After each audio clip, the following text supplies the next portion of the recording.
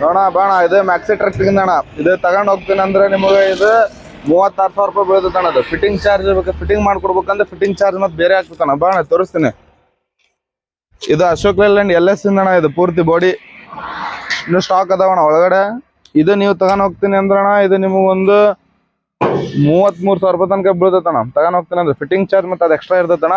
ನೋಡೋಣ ಇದು ಟಾಟಾ AC ಅಣ್ಣ, ವೈಟ್ ಅಣ್ಣ. ಇದು ವೈಟ್ ಬಿಟ್ಟು ಚಾಕ್ಲೇಟ್ ಕಲರ್ ಐತಣ್ಣ. ಇದನ್ನ ತಗೊಂಡ್ ಹೋಗ್ತೀನಿ ಅಂದ್ರೆ ನಿಮಗೆ ಇದು 22,000 ರೂಪಾಯಿ ಬೀಳ್ತಣ್ಣ. ಫಿಟ್ಟಿಂಗ್ ಚಾರ್ಜ್ ಅಂದ್ರೆ ಮತ್ತೆ ಫಿಟ್ಟಿಂಗ್ ಗಿಟಿಂಗ್ ಮಾಡ್ಕೊಡ್ಬೇಕು ಅದ್ರ ಚಾರ್ಜ್ ಬೇರೆ ಇರ್ತಣ್ಣ. ಇದ್ರದ್ದು 28,500 ಹಾಕದಣ್ಣ ಫಿಟ್ಟಿಂಗ್ ಚಾರ್ಜ್.